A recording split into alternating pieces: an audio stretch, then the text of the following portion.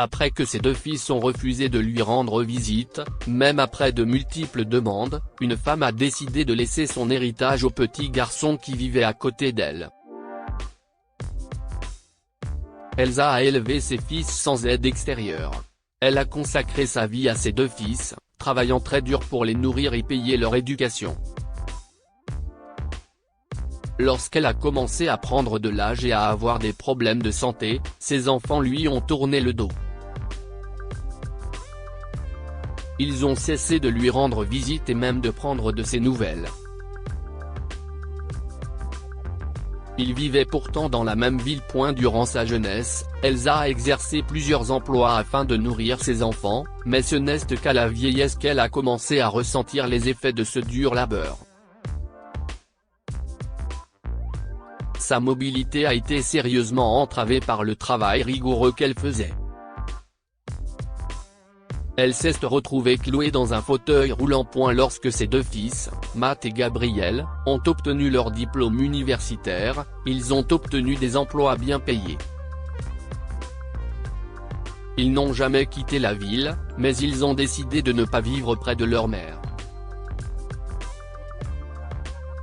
Après avoir fondé leur propre famille, ils ont complètement cessé d'aller chez leur mère. Ils ont tous les deux jugé plus utile d'engager une infirmière pour s'occuper d'elle. Cette dernière venait plusieurs fois par semaine pour l'aider à gérer son quotidien. Les années passant, Elsa n'avait plus qu'un seul souhait, revoir ses fils et ses petits-enfants. Mais chaque fois qu'elle leur demandait de venir la voir, ils avaient toujours un bon prétexte. En fin de compte, Elsa s'était habituée à entendre les mots pas tout de suite.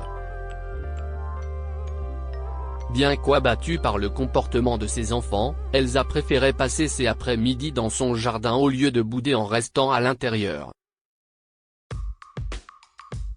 De là, elle pouvait voir les enfants jouer dans la rue, elle pouvait aussi discuter avec ses voisins. Il lui arrivait même de préparer des gâteaux et des tartes qu'elle partageait avec eux. Elsa était très appréciée dans sa communauté, les enfants se précipitaient dans sa cour pour avoir une part de ses délicieux gâteaux. Ils l'appelaient tous grand-mère Elsa. Joyeusement, ils faisaient la queue devant sa porte pour avoir une part. Elsa était plus que ravie de leur rendre service. Un jour d'hiver, une violente tempête de neige s'est abattue sur Austin. Tous ceux qui vivaient dans la ville s'étaient calfeutrés dans leur maison, n'osant sortir. Durant cette période, Elsa s'était retrouvée isolée de tous. Mais heureusement pour elle, ses voisins s'étaient assurés qu'elle avait les provisions nécessaires à sa survie. Après la tempête, l'infirmière d'Elsa était allée la voir, elle était inquiète de la savoir toute seule. Dès le pas de la porte, la jeune femme lui avait demandé comment elle allait. Elsa l'avait rassurée sur son compte. Si elle allait bien, ce n'était pas le cas de sa clôture, la tempête l'avait laissée dans un état déplorable.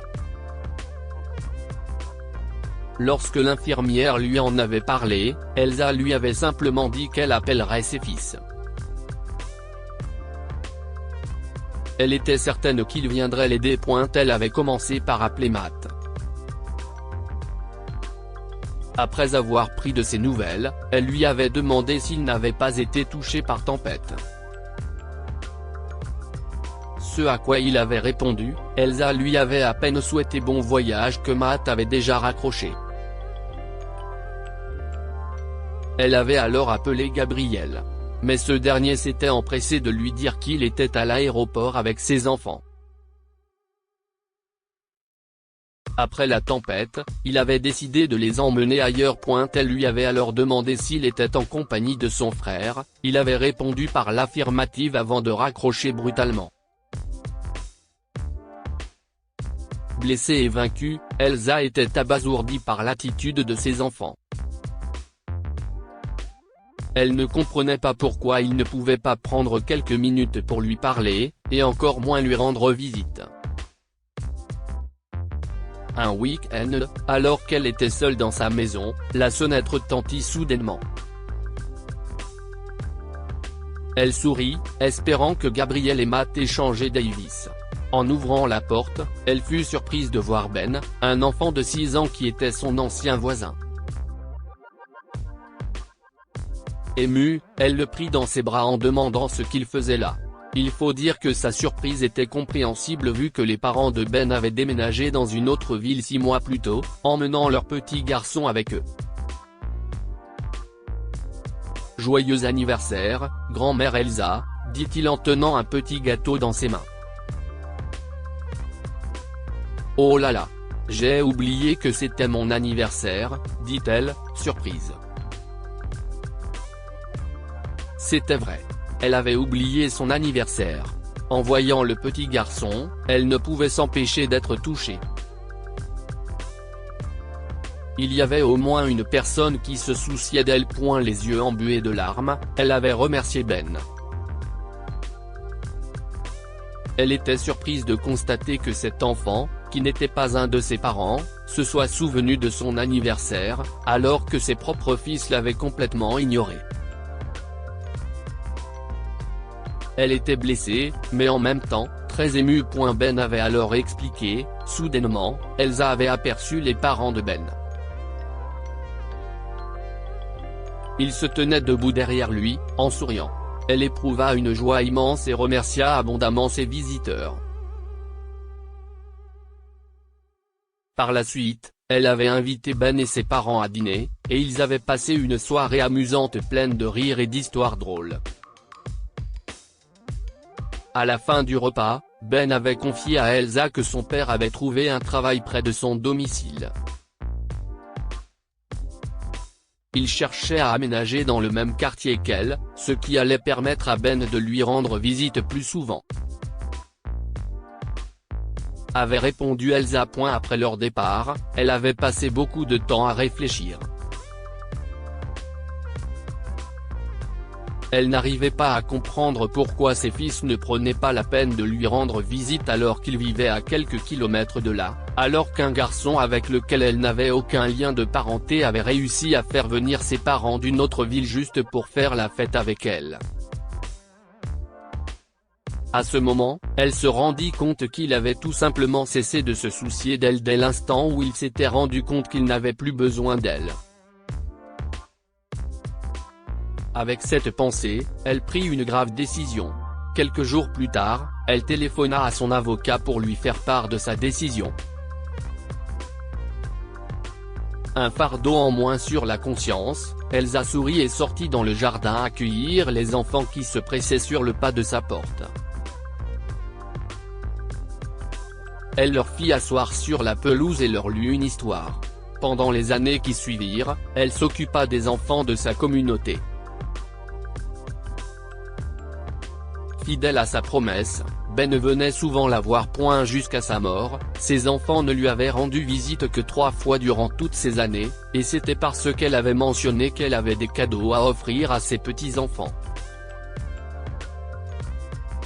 En apprenant son décès, l'avocat d'Elsa appela les enfants de cette dernière.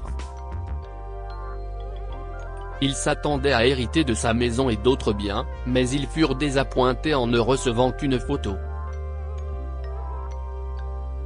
L'avocat leur dit que c'était la chose que leur mère leur avait léguée. C'était une photo représentant Matt et Gabriel.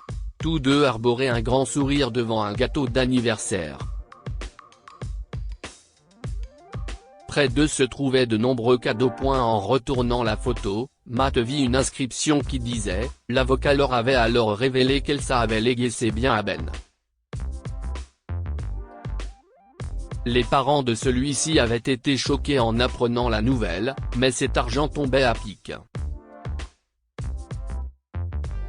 En effet, les parents de Ben avaient quelques difficultés financières. Les parents de Ben ont alloué une somme pour ses études universitaires, et le reste, ils ont décidé de le donner à une organisation caritative au nom d'Elsa. L'association qui l'ont choisi soutient les personnes vulnérables, en particulier les enfants et les personnes âgées. Que pouvons-nous apprendre de cette histoire? Nous devons être gentils avec nos aînés. Matt et Gabriel ont réussi par eux-mêmes qui l'ont cru bon de cesser de s'occuper de leur propre mère. Parfois, la famille ne signifie pas toujours les liens du sang.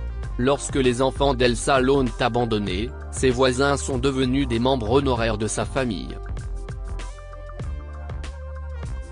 Ils ont veillé à ce qu'on prenne soin d'elle et à ce qu'elle ait tout ce dont elle avait besoin.